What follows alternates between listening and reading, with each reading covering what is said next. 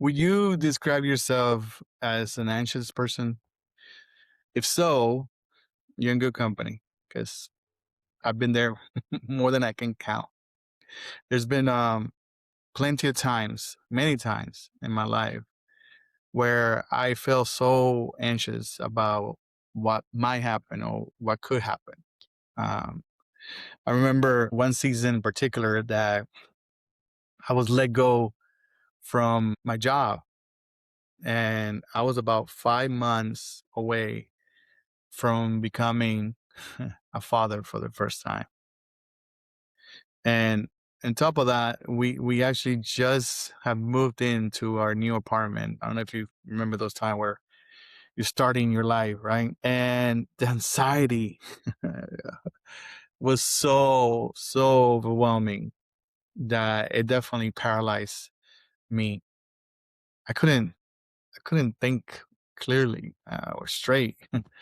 I started asking myself, how am I going to pay for the rent at the end of the month? How am I going to buy the things that my baby girl needs before she's born? And the worries that took over just left me paralyzed without peace, without clarity, or any direction for that matter. But I don't know if you knew or if you're aware that anxiety is like a normal human response. Uh, I learned this along the way that anxiety is actually a type of mechanism that our body is built in. It's like an alarm system, right? It's meant to protect us from danger, but it's not meant to control your life. For example, imagine that you're driving in the highway, which I've done many times, and some crazy person decides to go into your lane, even though they didn't put no signal or anything, right? And your heart starts accelerating. I mean, at least mine does. Your muscles, they tense up and your focus sharpens. You react quickly enough to avoid an accident. And that's anxiety doing its job. I mean, it's supposed to alert you of something and help you avoid something that is, could be danger to you. But anxiety becomes a problem when the danger is gone and the alarm never shuts off. Like it never turns off at all. And most anxiety, most anxieties come from the what if. I don't know if you've ever been there. Like, what if this happened? What if that happens? What hasn't happened yet, right? Like, it may never happen. It might happen, but it never happened. And that's exactly what was happening to me when I lost my job.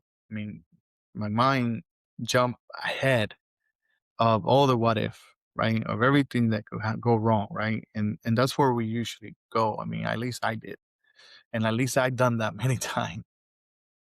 And anxiety doesn't just affect our mind; it affects our body in many, unfortunately, many ways. I mean, besides your thoughts racing, my all my wires completely start going off. But I have a hard time breathing. It's like I can't even breathe. Um, your muscles tense, like I mentioned before. Um, you start feeling the fatigue, extra tired, extreme tiredness, right? And then on top of it, you have trouble sleeping. I had trouble sleeping or resting. And listen, this is real. It's not that you're weak. I hate when people say, "Oh, you just don't have enough strength or faith or whatever you want to call it." And you might be thinking, Antonio, you have told us about anxiety, but what did you actually do with it? Well, I'm glad you asked because the first thing I did or that I had to do was and it was and is decided to not waste not even an ounce of energy on what I can control. And where did I get that idea from? Found it in Matthew 6. It starts from verse 25 all the way to 27. And this is what it says: I tell you not to worry about everyday life, whether you have enough food, whether you have enough to drink, whether you have enough clothes to wear. Isn't life more than food and your body more than clothing? I mean, it's asking a question, right? And then he goes, look at the birds. They don't plant or harvest or store food in barns, for your heavenly Father feeds them. And I like this question that he had. And aren't you far more valuable than them? And then he asks this question in verse 27, and he says, can your worries add a single moment to your life when you feel anxious? And this is what I did. This is not like, this is what I continue to do. So the first thing I mentioned is decide or make a choice to not waste energy on what you and I can control. I mean, look at Matthew 6:27. Look what it says. It says, can any of us, and I'm going to paraphrase, can any of us, by worrying, add a single moment to our life? Can we add an hour, a minute? Like, which of you being anxious can add even an hour to your life? Or, I know I can. I mean, I can add a minute. I don't control that. But let me ask in a more practical way. Whatever it is that you worry, think about it. Whatever it is that you're worrying, whatever is making you anxious, right? Is that anxious? Is that worry actually solving the problem? Is worrying solving that problem that you, whatever you want to call it, whatever worry, whatever anxious? Antonio, I mean, you don't know my situation. You don't know what's going on. You don't know what I'm going through right now. If we're gonna eat today, we have enough food in the fridge. I mean, I am.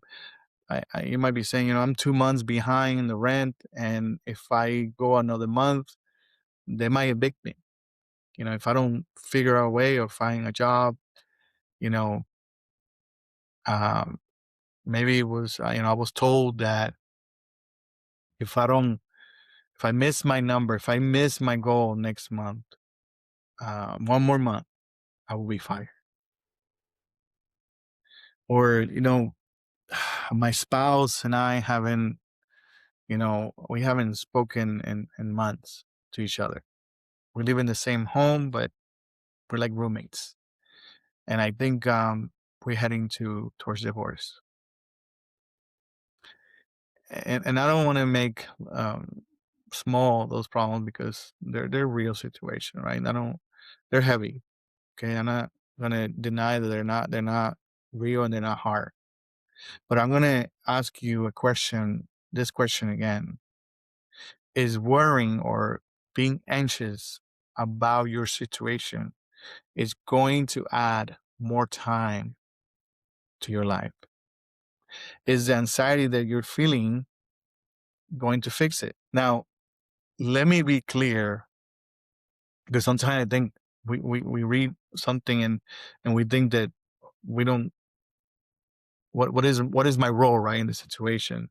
Jesus is not saying that, you know, don't take responsibility, like, don't do anything what's happening. He's just not saying, hey, he's not saying just chill, everything will be all right, everything will be fine, no worries, be happy. He's not saying be passive. He's not saying, um, don't, he's not saying be lazy and do nothing about your current situation, just go take a nap. No, that's not what he's saying either. No, that's not the message that he's giving us. maybe that marriage that is going through a very hard season and that is falling apart, they might need some professional help, maybe some good counseling, maybe some wise counseling. Maybe that will require you calling somebody or asking a friend, or hey, do you know of someone that could be a marriage counselor that you know could help you know us? Maybe um is swallowing our pride and sell a few things that, because we always have a lot of stuff of everything, um, and sell them, or take some odd in between jobs to put food on the table. My aunt had shared with me once that my grandmother, they were going through a hard time economically, and she went around her neighborhood asking her neighbors if they had any clothes to wash and iron so she could earn some money to buy food for that day. And, um, I can only imagine my grandma just, she didn't want to beg. She's not begging for money. She said, you know what, I'm going to do what I can control. And that is, I can go. And she swallowed her pride. I mean, she pretty much, she said, you know, I'm going to do something about it. Maybe that job that you're about to lose, maybe it requires to take a step back and refocus on the task that actually will help you move the needle and closer to where you need to start, numbers and meeting your goals. Um, or maybe it's time to start an exit strategy. Why not? And maybe as you start strategizing for that, you start learning new skills that you're going to need in your new opportunity. Because here's the truth: we can only control our response, how we respond to things, to situation. We don't control people. We don't control circumstances. We don't control resources. You can only do what you can do. That's all. That's what we can do. What's under our control. The second thing that I, I I I have done is that I have knowledge and I have accepted that God take care of what He makes. Like the Creator cares for what He created. Maybe if I haven't lost you already, look at verse 26. It's so powerful because it's literally telling us something. It says, look at the birds. It says, they don't plant, they don't harvest, they don't store food in barns, for your heavenly Father feeds them. And then he says, aren't you far more valuable to Him than they are? A few years ago, in my backyard, I noticed there were some birds. There were a lot of birds in my backyard, and they were all spread out across my patio. And they were eating. I don't know exactly what they were eating, but they were eating something. And as I watched them, um, something struck me. I did not notice any of them like worrying about anything in the world. Like they were just, you know, shipping away and eating whatever they were eating or looking, and they were just going away. They were not stressed. I mean, like, I don't think they even noticed I was there or that I could see them. They were definitely not rushing. They were like eating calmly. They were definitely not anxious at all.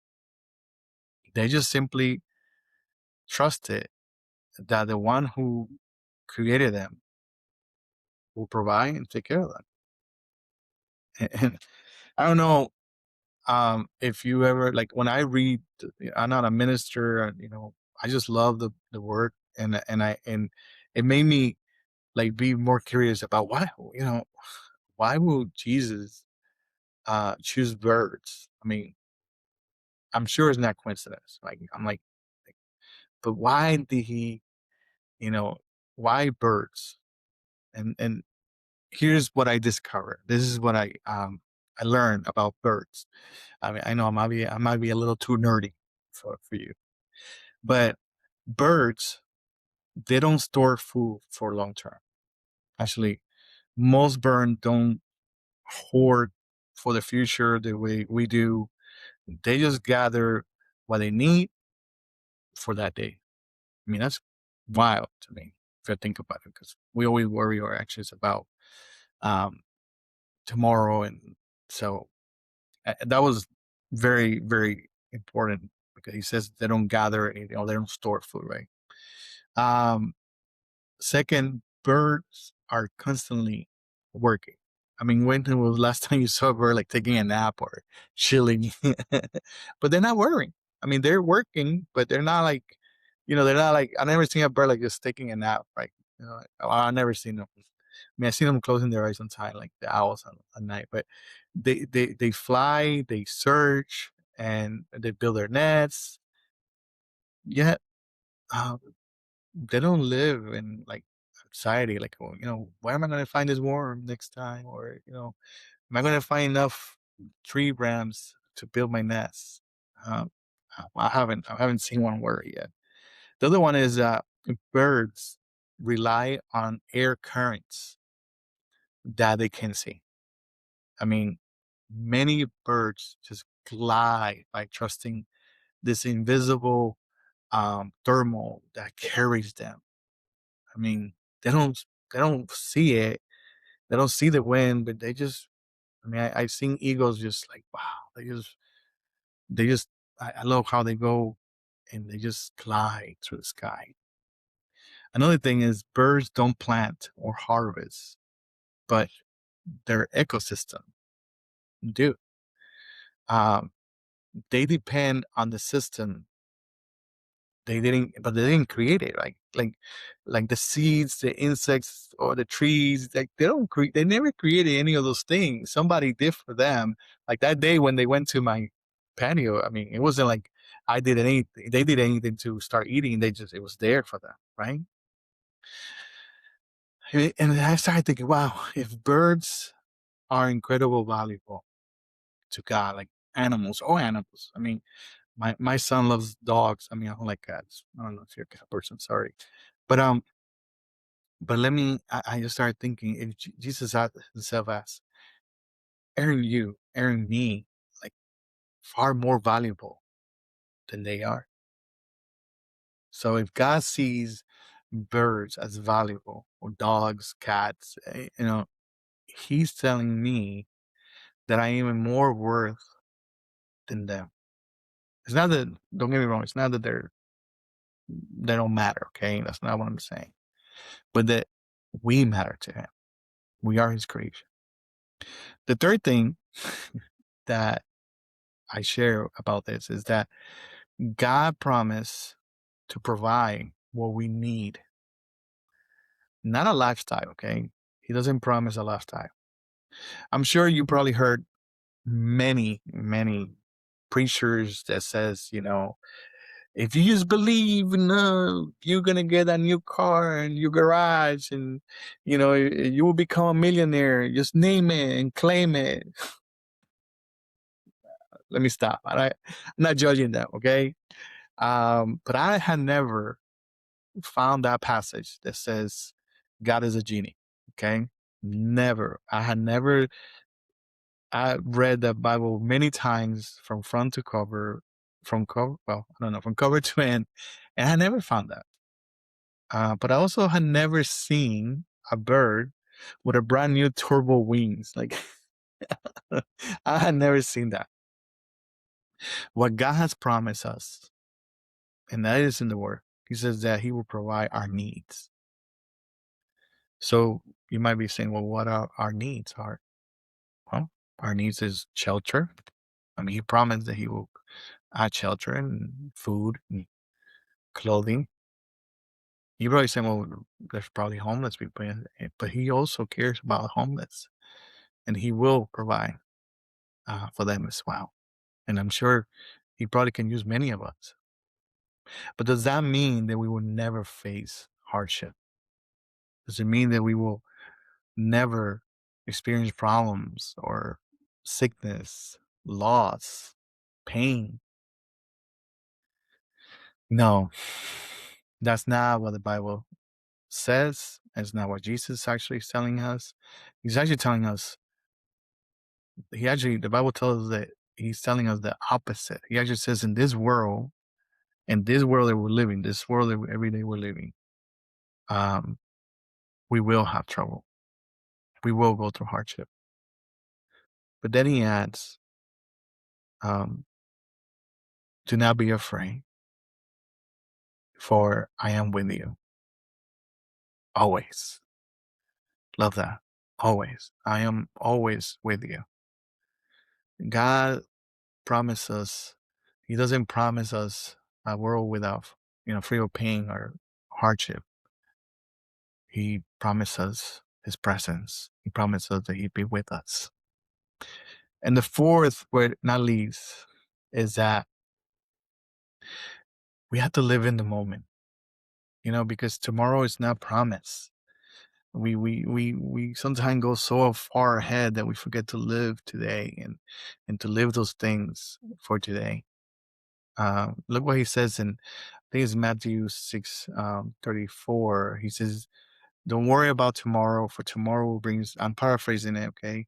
For tomorrow will bring his own problems, of his own, uh, and today's trouble hard enough. Like he's like saying, today things are happening are just enough. So just live for today. Live today. It doesn't mean that you can't plan. Okay, so please don't misunderstand. God is not against planning. Um, the other day, our youngest son asked me to go outside in our backyard and play catch with him, and at first I hesitated because I was just working and a few things for my job, and I was in the middle of some other stuff. But then I stopped and thought, man, one day he won't be 10 anymore. One day he's going to be 20, 30, and he might not want to play catch anymore with his old man, right? So what I did was I put the work aside and just chose to just go outside, go in the backyard, and just play some catch with him. See, we're not promised tomorrow. We don't know what tomorrow may bring. And doesn't mean that we live with life with fearless, with fear. But it means that we choose, or I choose today, to live fully in the moments, enjoy them, because they've been given to us. And yes, we may not know what tomorrow may bring, but that's the point, is that he's saying, live for today, enjoy today.